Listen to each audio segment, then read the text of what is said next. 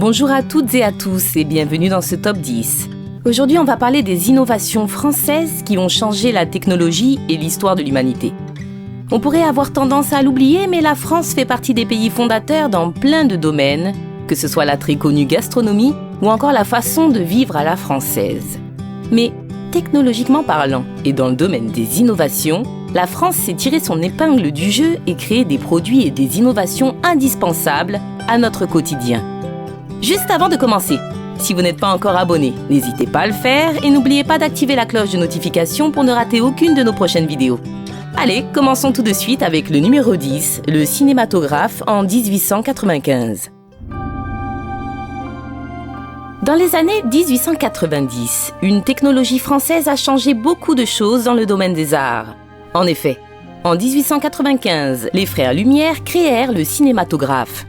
Cet objet est à la fois une caméra de prise de vue, mais aussi un projecteur de cinéma pour grand écran. En plus d'avoir à la fois, à l'époque, révolutionné le cinéma dans son ensemble, les frères Lumière ont donc élaboré cet appareil avec l'ingénieur Jules Carpentier, qui servira de base principale à la construction, à la fois des caméras utilisées aujourd'hui, mais aussi des projecteurs que l'on voit dans toutes nos salles de cinéma.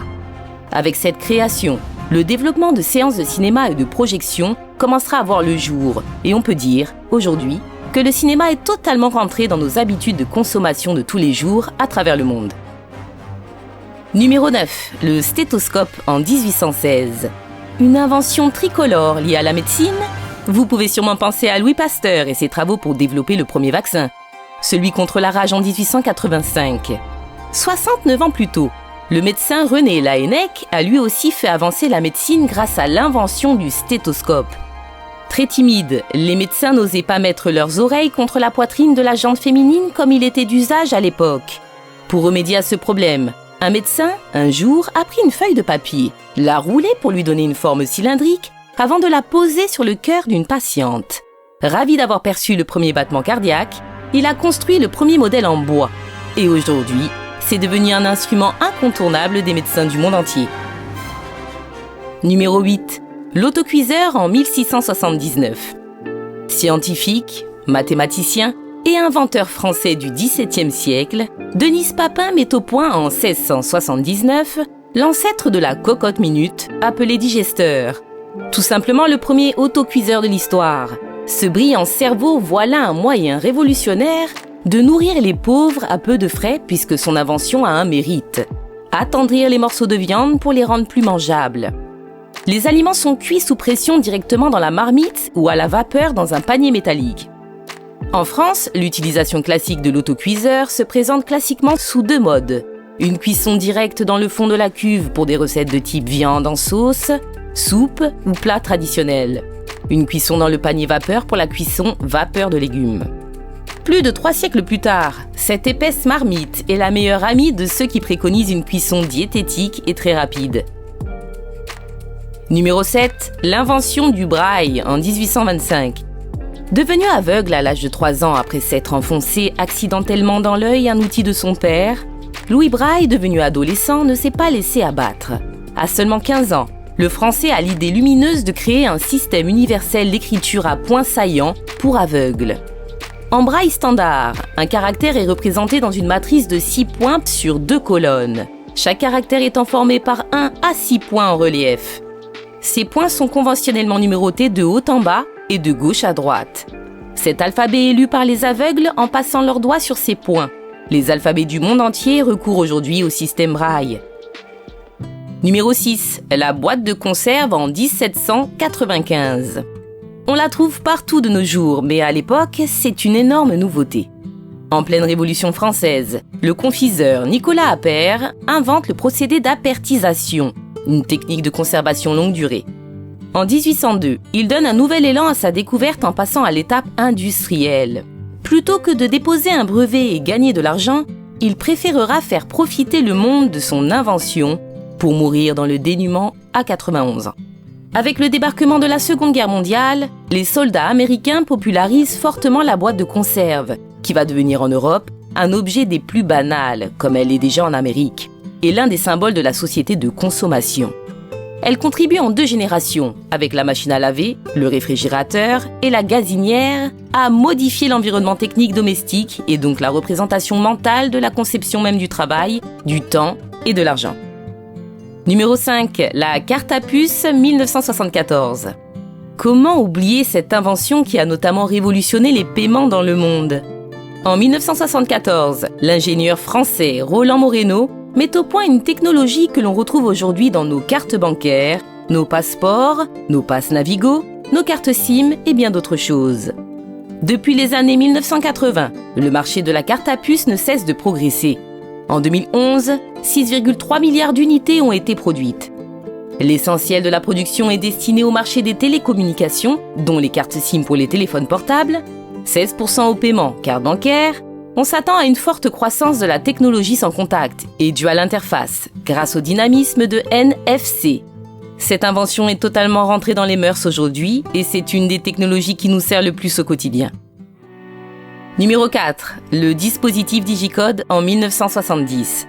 Le Digicode est un dispositif électronique permettant d'ouvrir une porte ou une chose close en saisissant un code secret sur un pavé numérique, inventé par le Français Bob Carrière en 1970.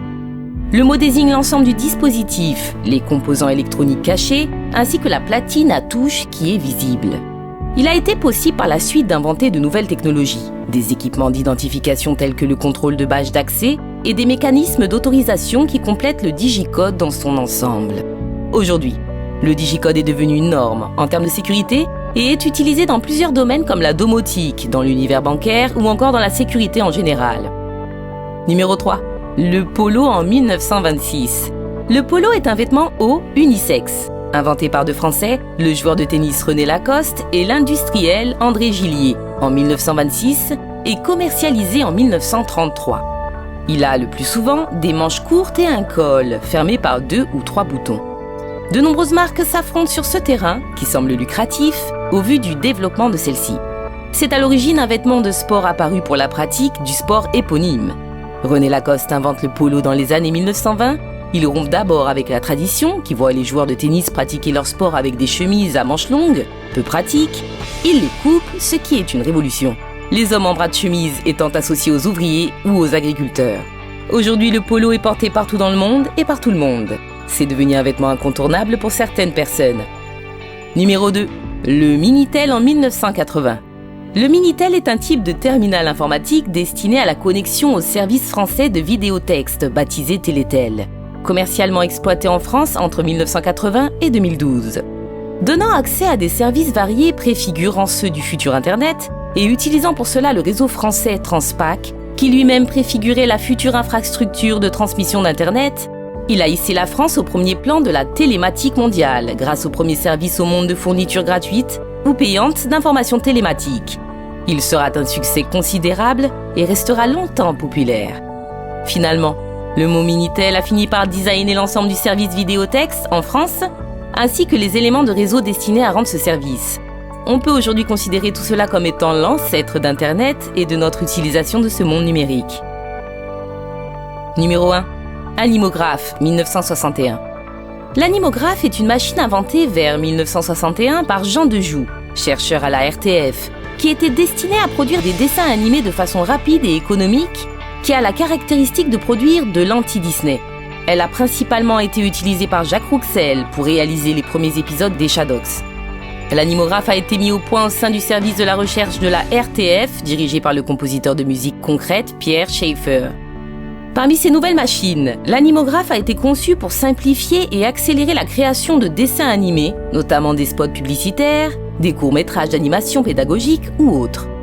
Cet appareil était équipé d'un système optique permettant d'animer 1 à 8 dessins par seconde au lieu de 24, tout en conservant une fluidité raisonnable, en réalisant des fondus enchaînés entre images consécutives grâce à des filtres polarisants dont l'un était animé d'un mouvement de rotation. Les animateurs devaient dessiner sur des bandes perforées de 70 mm de large. Pas question de faire Blanche-Neige là-dessus, comme se plaisait à le dire l'auteur-dessinateur.